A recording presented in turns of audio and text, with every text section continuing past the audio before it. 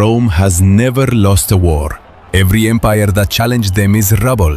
Every king who defied them is dead. Until today, August 2nd, 216 BC, the plains of Cannae, a date that will haunt Rome for centuries. 80,000 Roman soldiers, the largest army Rome has ever assembled, marched toward a Carthaginian force half their size. The Romans are not just confident, they are furious. This is revenge. They want total annihilation. One blow, no survivors.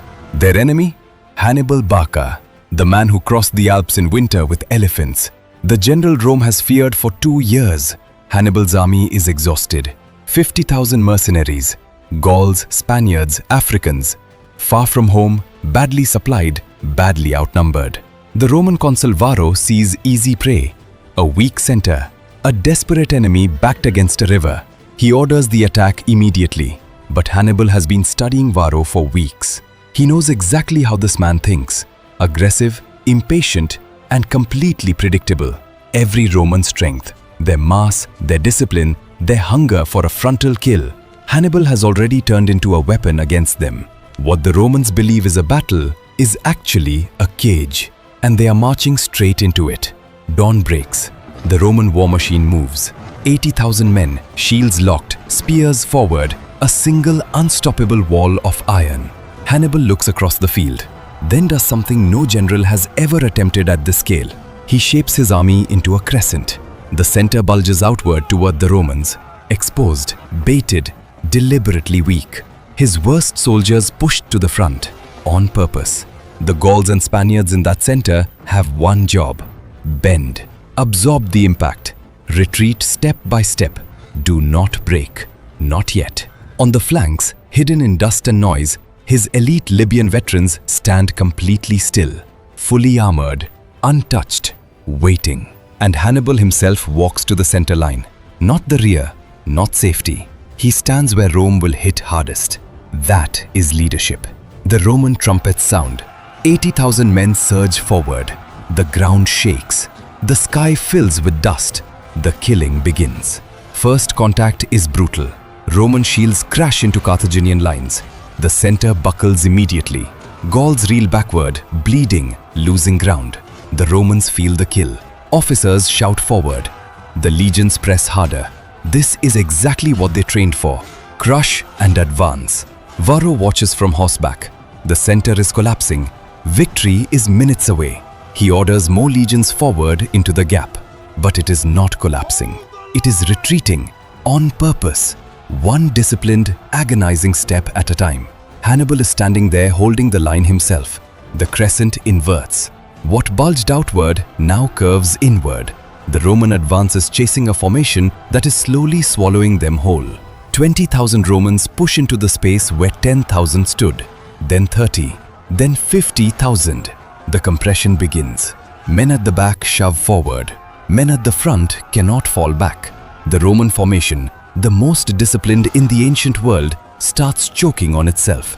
Some soldiers can no longer raise their shield arms. The man next to them is pressed too close. Their weapon, useless. Some Romans near the center can no longer even see the battlefield. Just the back of the helmet in front of them. They are blind, packed, trapped. 80,000 soldiers. And their greatest weapon, raw numbers, is now the thing that is killing them. On the left flank, Hasdrubal commands 8,000 Carthaginian heavy cavalry. Opposite them, 4,000 Romans. The numbers do not lie. Hasdrubal charges without hesitation. The Roman cavalry shatters in minutes. Not routed, destroyed. They flee and do not return. On the opposite flank, Numidian riders harass the allied Roman cavalry with hit-and-run strikes. Not to kill, to pin, to hold them in place. Hasdrubal does something unexpected. He does not chase the fleeing Romans. He stops, regroups, then rides the full length of the Roman rear. The Romans in the center have no idea. Dust blinds them. The noise is total. They are still focused on killing what is directly in front of them. Hasdrubal hits the allied cavalry from behind. Combined with the Numidians, they break apart instantly. The entire Roman rear is now open. Roman officers in the center finally realize something is wrong. The pressure is no longer coming from one direction. It is coming from everywhere. They are not attacking anymore. They are surrounded. Somewhere between chasing a retreating line and pressing forward, they walked into a closing fist. Now Hannibal raises his hand, the signal the Libyan veterans have waited for since dawn. The entire battle shifts in this single moment. The Libyans pivot inward from both flanks, perfectly synchronized, like two gates slamming shut on a trapped crowd. Romans now face enemies pressing from the front, both flanks, and Hasdrubal's cavalry thundering into their rear. Total encirclement, complete. 50,000 have wrapped themselves around 80,000. The smaller army has caged the larger one. Nothing on this scale had ever happened before. Panic tears through the Roman mass in waves. Men try to turn and face the cavalry. There is no room to turn. The panic has nowhere to go. The outer ring of Romans is cut down first. The circle shrinks, step by step. The Libyans advance in total silence. Thrust, recover, step. Once the Romans lost space, their training stopped mattering. 15 years of drill, formation, and discipline, gone. They are just men in a crowd. Hasdrubal's cavalry strikes the rear in coordinated charges. Every soldier who punches through the infantry line meets horsemen waiting to finish the job. A Roman tribune organizes a breakout. 3,000 men charge north toward a gap in the Libyan line. The Libyans close it before they arrive. The breakout collapses. 3,000 men folded back into the dying mass. The attempt is over in under a minute. Varro pushes more legions into the bottleneck. He still believes numbers will save him. He is wrong. He is feeding the grinder. The summer heat is brutal. Men packed shoulder to shoulder have no air, no water, no space. Some begin collapsing before the enemy even reaches them. The dust cloud is so thick it blocks the sun. Inside the pocket, men fight in near darkness, into faces they cannot see. Consul Paullus, wounded in the cavalry clash, fights on foot now. One arm shattered, sword in the other, refusing to leave his men. A senator on horseback rides to him and offers his horse, a chance to escape, to survive, to fight another day. Paullus refuses. Within minutes, Paullus is overrun. The consul of Rome, the man who tried to stop this battle, dies in the mud he warned Varro about. The circle is half its original size. 60,000 Romans still standing, but standing means packed so tight they can barely breathe. Varro watches from the edge of the field with a handful of cavalry. He understands now. He cannot intervene. He cannot save them. He flees. The man who demanded this battle, who overruled his co-consul, who condemned 80,000 men, rides away from the field he created. Behind him, 50,000 Romans are still dying where they stand. They do not run. Roman discipline holds, even now, even in this. That is the final cruelty of Cannae. The discipline that made Rome great is what keeps them locked in formation as the Libyan line advances. Veterans who conquered nations are.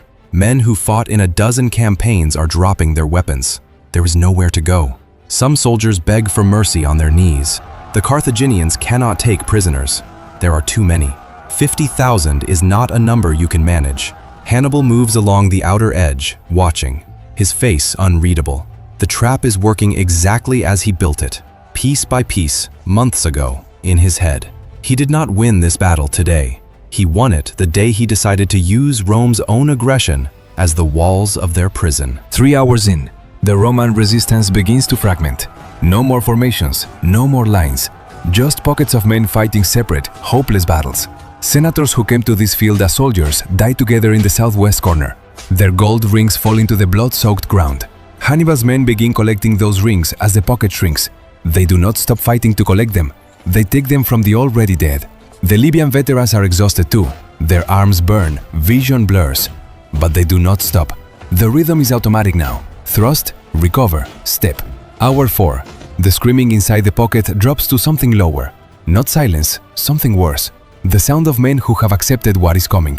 The circle is a fraction of its original size. The mound of Roman dead has become a literal hill. The survivors fight on top of their own fallen.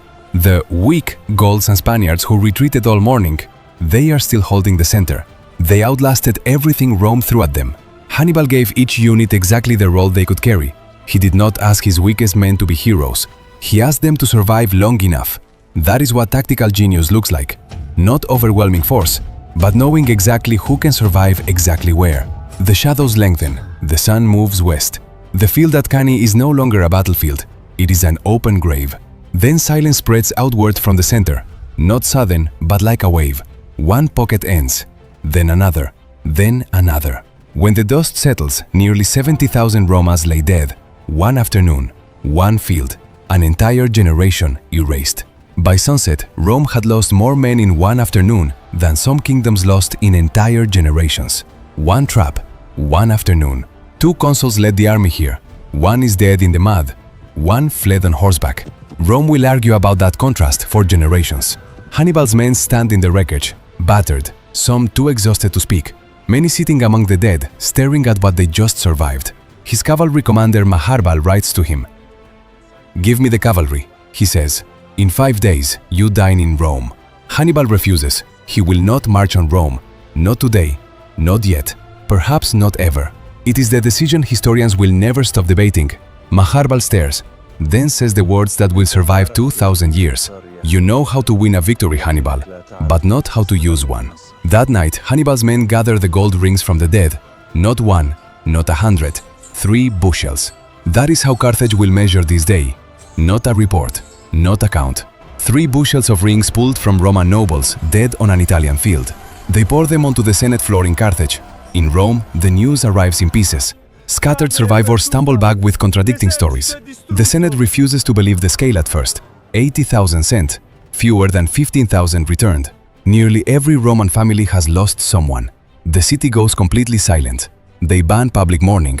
Not from cruelty, because there are not enough people left to mourn. The grief is too large for ritual. 14 senators dead, 29 tribunes dead. 80 of 300 senators had been on that field. Rome's leadership is gone in an afternoon.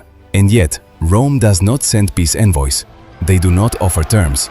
They begin recruiting a new army the same week, immediately. That refusal to surrender is what ultimately saves Rome, and what ultimately dooms Hannibal.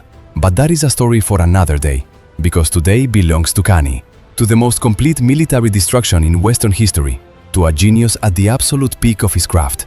Hannibal did not just defeat Rome, he folded it inward on itself, using its own momentum as the instrument of its destruction.